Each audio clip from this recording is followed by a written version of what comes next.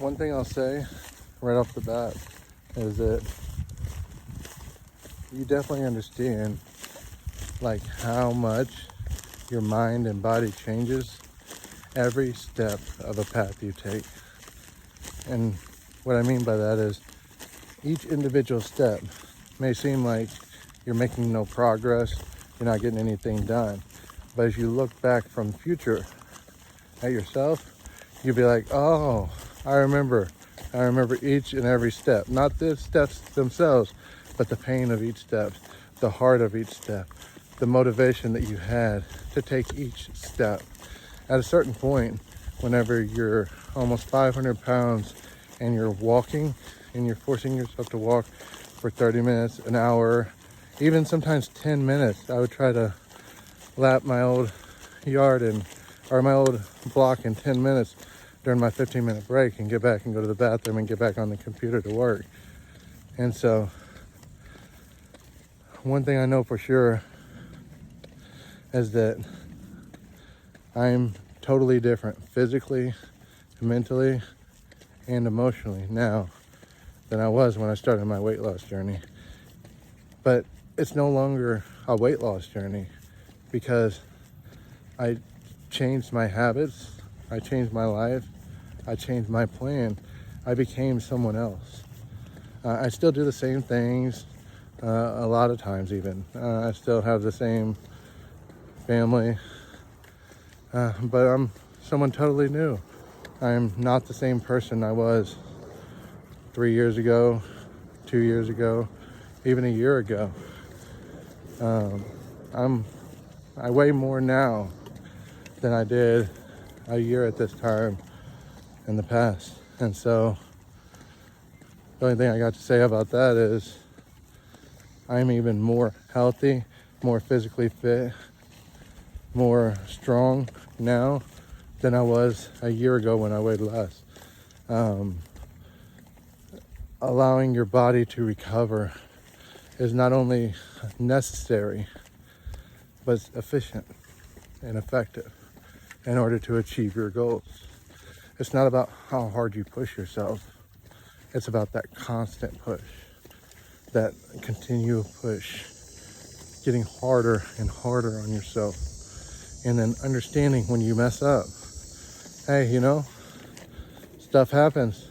But I know one thing, I won't mess up again tomorrow. I will try twice as hard tomorrow.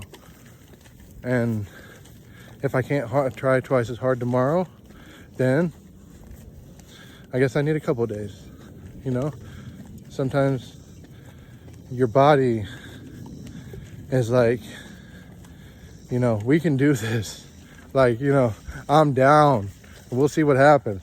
But like at the same time, you're like, yeah, just something feels wrong. Like, I don't know what it is. And sometimes that's your mind tricking you into not going. And so there's been a lot of times where I just ignored that feeling. But I don't know what it is, but at a certain point, you just know, hey, I gotta calm down. I gotta give myself a break.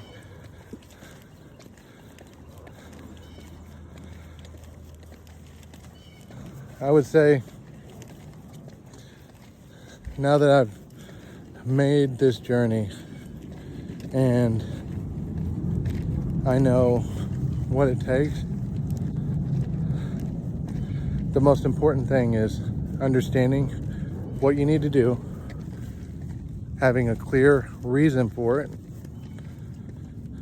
making sure if you don't plan it out, you're documenting progress, you're tracking, you're holding yourself accountable, because at the end of the day, you can have other people help hold you accountable, and that's amazing to have that kind of support. However, you're the only person that really matters at the end of the day, because if you're telling yourself you can't do it, very few times is some external motivator going to push you over and over and over again. I've tried using my kids. I've tried using my family.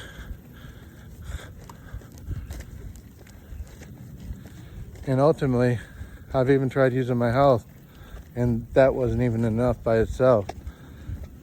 It was a combination of factors. For me, it was kind of like hitting a rock bottom, because I wasn't like a healthy overweight where, you know, some people can hold their weight and, you know, they're overweight, but, you know, they're healthy. They're not having any external issues, no health issues, anything like that. However, I was literally having doctors that were begging me for 10 plus years, hey, you really need to start working on your weight. You got to do it. And I'm like, dude, I'm over 400 pounds. How am I supposed to change now? I guess I found the answer.